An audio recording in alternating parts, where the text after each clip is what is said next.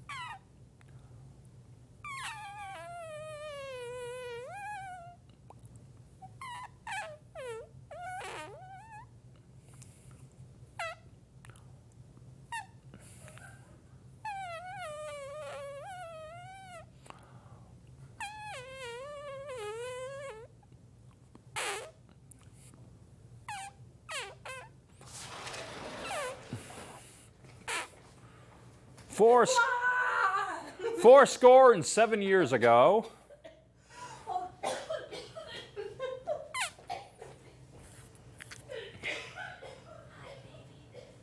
That worked well. Now my wife is dying now.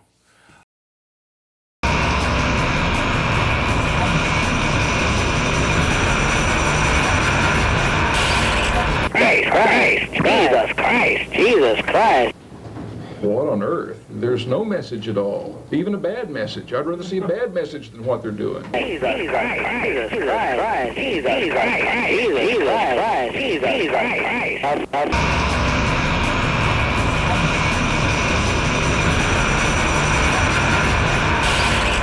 They were using profanity. Someone, you know, if a new family came to town who was looking for an executive position here in Fayetteville, and they happened to go to the Radisson Hotel, and they tuned in and saw that particular one, not the other one, that particular one, I wonder what kind of an impression they might get of Fayetteville and say, where's this coming from? What's coming down the street here at our little local program?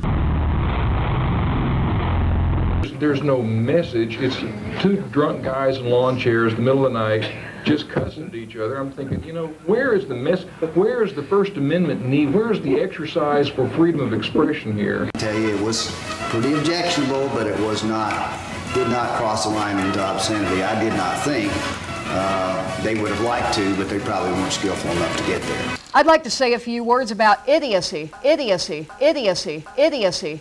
Community standards. Community standards. Community standards. Idiocy, idiocy, idiocy. Having sex in a cemetery. Idiocy, idiocy, idiocy, idiocy. Extreme profanity and vulgarity and sexual implications. Idiocy, idiocy, idiocy. And expressed a desire to shoot people in Fayetteville that they didn't particularly like. Idiocy, idiocy, idiocy, idiocy. And I'm referring to the Abbey of the Lemur people.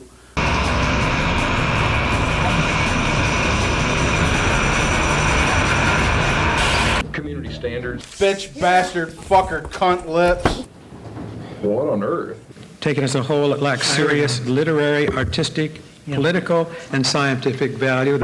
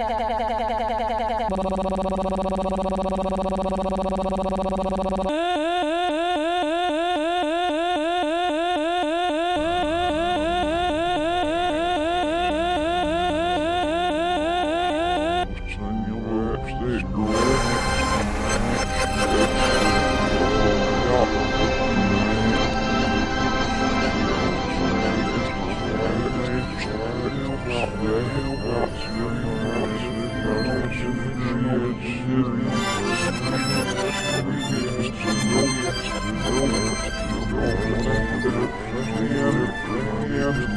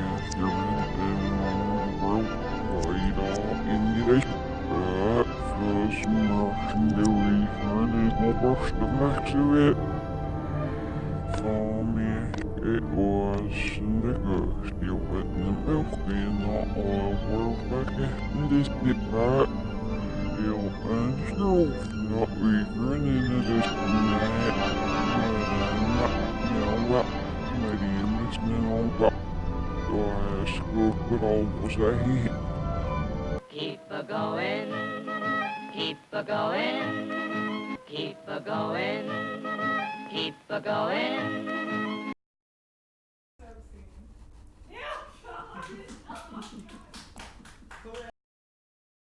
Keep a going, keep a going, keep a going, keep a going, keep a going, keep a going, keep a going, keep a going, keep a going, keep a going.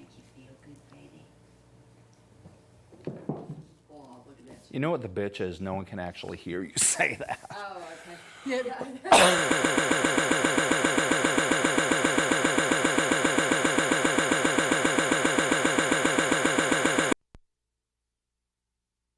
Soft rock. Lame-ass, weak, non-threatening suburban white boy junk played by bands like Men Without Testicles. Testicles.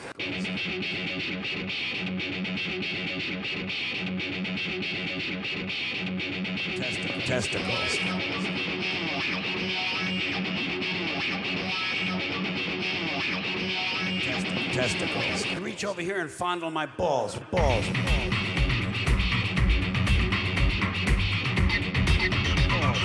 Reach over here.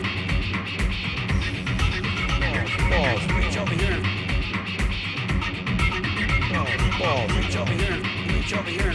Reach over here and fondle my balls. Balls. Reach over here. Balls. Reach over here. Balls. Reach over here. Reach over here and fondle my balls. Balls.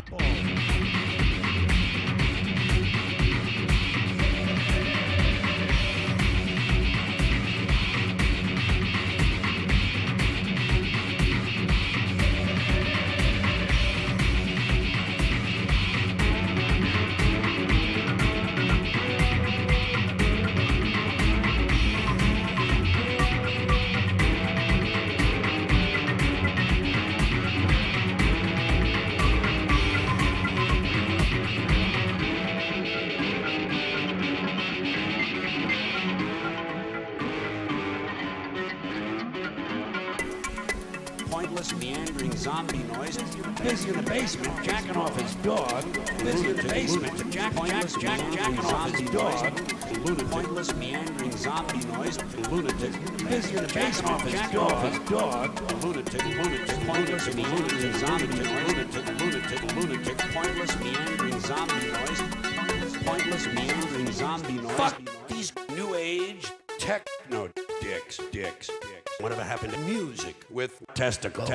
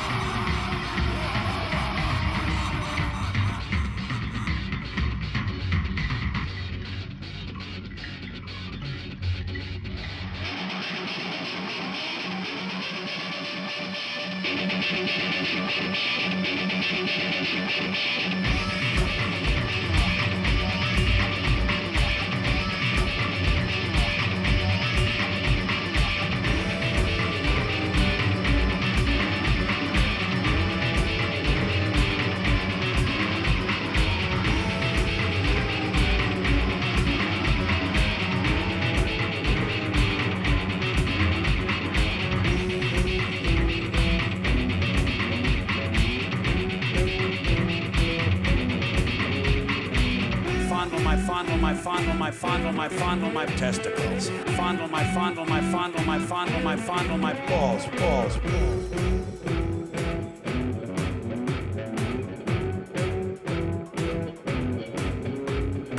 Testicles, balls, testicles, balls. Music with testicles.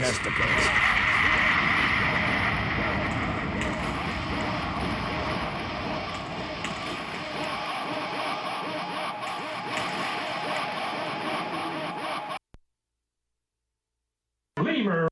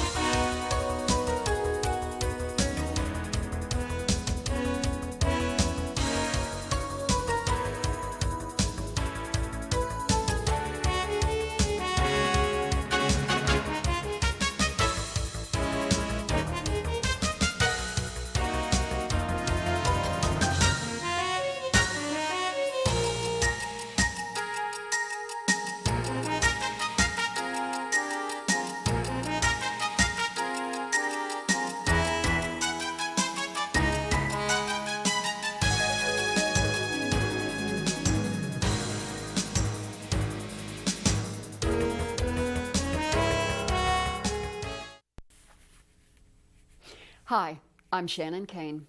To nobody's great surprise, the hardcore right-wing conservative crowd recently got themselves worked up into a tizzy again. This time they were all aflutter over President Obama's speech to the students of America. For them, it quickly devolved into a contest of who can scream socialist the loudest. It's pretty clear that the bulk of this crowd is scarcely conversant with the economic theoretical base behind socialism, possess a rather slippery grasp of the term, and are merely parroting whatever drools from Rush Limbaugh's rubbery, bloated lips. We were treated to what might as well have been frantic cries of, "The sky is falling," and then, after 1,000 ludicrous displays of public paranoia, Obama gave the dreaded speech. And the world didn't come to an end. Go figure. What galls me about this deranged scenario is the censorship that accompanied it. At any other point in American history, in other words, any point prior to the Obama administration, young people were encouraged to pay close attention to the President of the United States. Teachers and parents urged young people to view the President as a role model, to listen to what he's saying. But that was then, and this is now.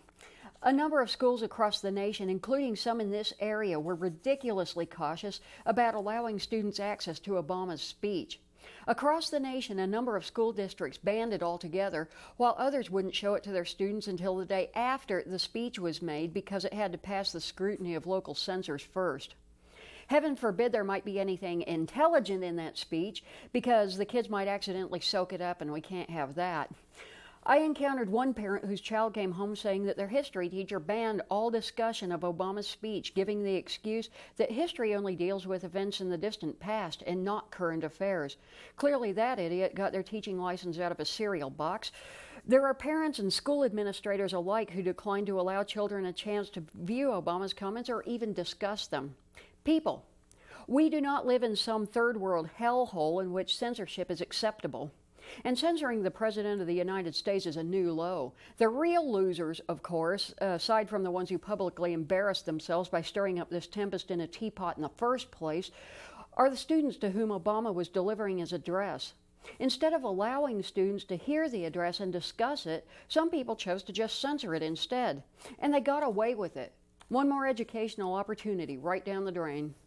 What these people are really saying is that they think the students of America, apparently including their own children, are too stupid to weigh the evidence and draw their own conclusions. Kids are not 1/4 as unenlightened as people like to pretend they are. There's no sane reason why an intelligent 8-year-old can't discuss politics. Granted, there are good reasons why that same 8-year-old can't vote, but children need to be as aware as anyone else of what's going on in the country in which they reside. We have a president who's willing to address young people, and all of a sudden folks act as if he's using the public airwaves to sacrifice a live goat to Satan. I guarantee you that if the same scenario had happened while Bush was in office, either President Bush, children would have been handed miniature flags, issued red, white, and blue t-shirts, and been expected to watch every moment of the president's speech. There would have been a pop quiz afterwards. Banning it would have been not only unthinkable but unpatriotic. But these same people only trot out patriotism when it suits their agenda. The same people who've been chiding protesters for being unpatriotic are now the same ones exalting the virtues of that most un-American of all practices, censorship. They're howling, "My kid's not going to be indoctrinated with liberal propaganda." Right. Chances are your kid's not going to be educated either. Not when you treat a presidential address as if it were a porn video. Don't allow entire classrooms an opportunity to even hear the speech and continuously tell young people what to think. Did it even occur to people to watch the speech with their children and use it as a springboard for rational discussion? No, of course not. That'd involve intelligent conversation, educational ability, and parenting skills. The address to the students wasn't Obama's only recent speech. He spoke again, this time to the grown-ups. Not that you would have guessed many actual adults were in that audience. A braying South Carolina jackass by the name of Joe Wilson shouted at Obama as he spoke. Other GOP members could be seen arrogantly texting messages and otherwise disrespecting Obama during his speech. Maybe I'm old school, but even the lowest goat-roping hillbilly doesn't shout down the President of the United States. And this wasn't some hick they scraped from the underside of a rock, but an actual elected official. Look, I've never disguised the fact that I personally think George W. Bush was one of the most pathetic specimens to ever occupy the presidential chair. But not even in my most fiery moments of opposition would I have attempted to heckle him during a speech. First off, I was present that day in kindergarten when we learned about politeness. Even when you're facing your worst opponent, your opposition is still a human being who deserves a chance to be heard. Let them speak. You'll have your chance to make a rebuttal soon enough. But interrupting a speech by shouting? On what planet is this deemed acceptable? Secondly, regardless of what you may personally think of Barack Obama, he is the President of the United States. There have been presidents in my own lifetime with whom I've sharply and publicly disagreed, but you don't shout during a presidential speech. Yes, I know the left has done it too, and just like the right, they should be taken out and kicked in the seat of the pants. Let the man speak, then deconstruct his arguments. Not only is he the president, but he's a human being and therefore worthy of being afforded a chance to speak. Even people whose agendas completely nauseate me have the right to speak their mind without imbeciles interrupting them. Had it even been a question and answer forum, it might have been different, but it wasn't. Yes, Joe Wilson has a right to speak, and I fully support that right. But he also has an obligation to conduct himself like a socialized human being.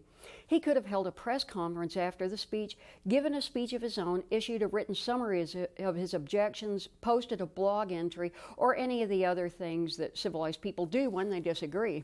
But the man was completely out of line, and people wonder why the right wing is taken about as seriously these days as My Little Pony. One thing is clear. The country appears to be polarizing into an unprecedented right versus left dichotomy. Some people claim that the majority of Americans are neither right nor left, but are moderates. I disagree. Most Americans aren't moderates. They're completely apathetic. We're talking couch potatoes who are more interested in American Idol than politics and care more about pro wrestling than international affairs. Barack Obama isn't sponsored by Disney and doesn't have his own reality show, so who cares about him? Meanwhile, the extreme right and left are squaring off against each other like the rival gangs in West Side Story, and with similar effectiveness. Their blustering comes off like a choreographed song and dance routine. There are moments when the far right becomes scary. In their hands, half-baked militias are growing like toadstools, and fear-based propaganda abounds. As for the left, few people have little use for political correctness, and I personally detest weak, wimpy, hand-wringing position statements. Sitting around in your Birkenstocks weeping over the plight of the transgendered whales accomplishes exactly nothing. Folks, I don't think Barack Obama's made of gold. If I did, I would have voted for him. But at least he's trying to do something. If you think he's doing it wrong, then by all means do speak out. But try doing it intelligently. We can't go around behaving like barnyard animals.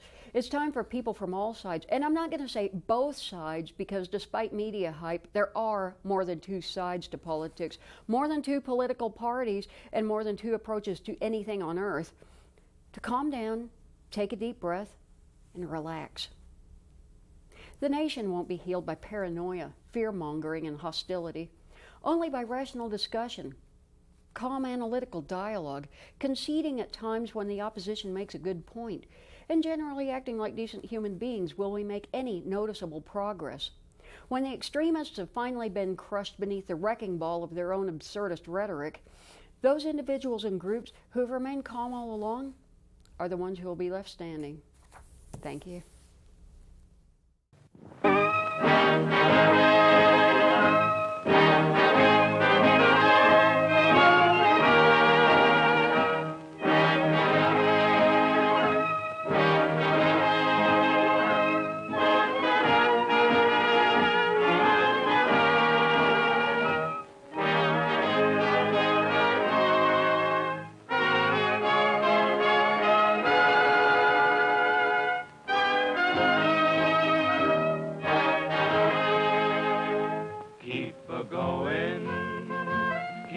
Going, you're heading for the place you love the best. Keep a-going to the hills of Colorado in the west, where there's stillness in the trees and there's music in the breeze.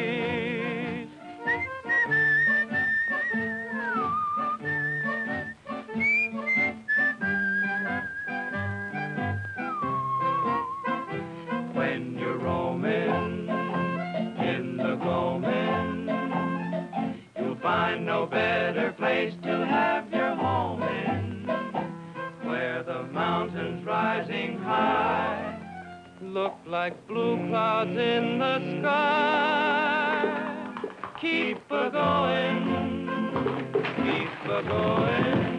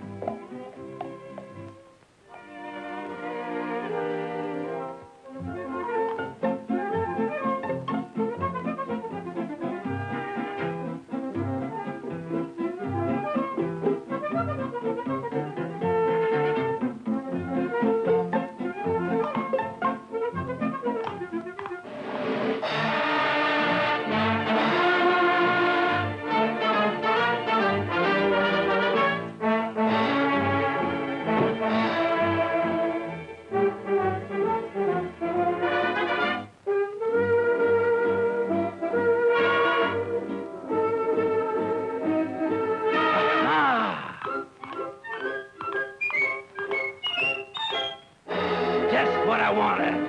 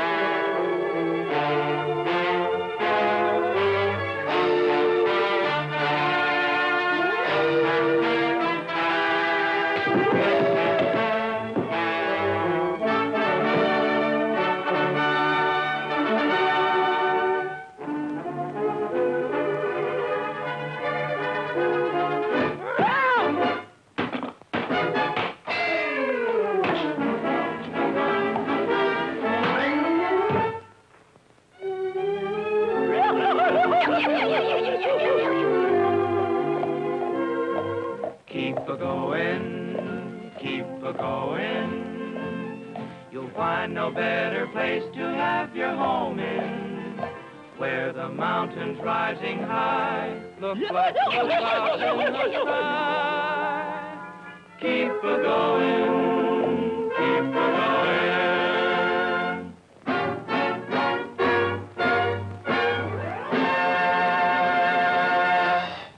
What causes people from all walks of life to choose a self-destructive, negative way of life when there is so much that is wonderful, exciting, and positive all about us?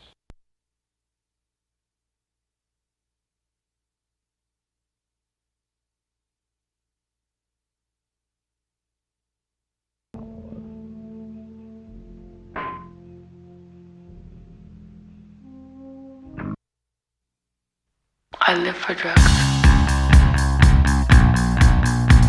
It's great. It's great. I live for drugs. It's great.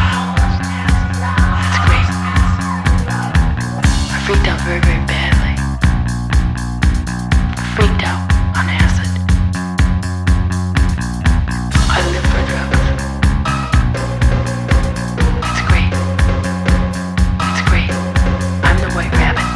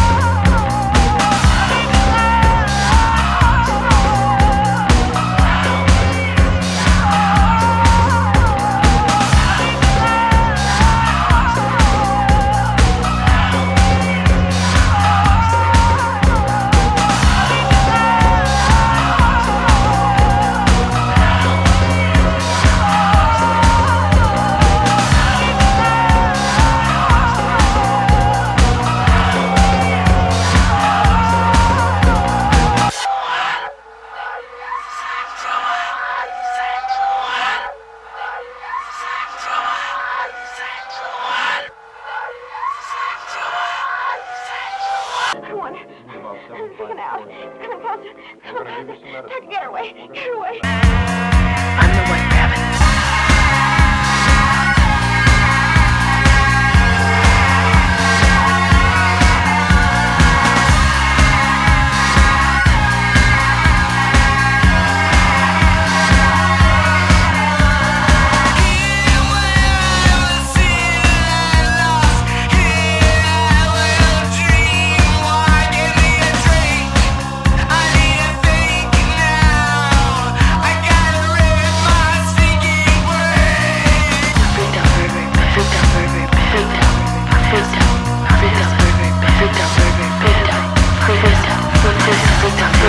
Freaked out.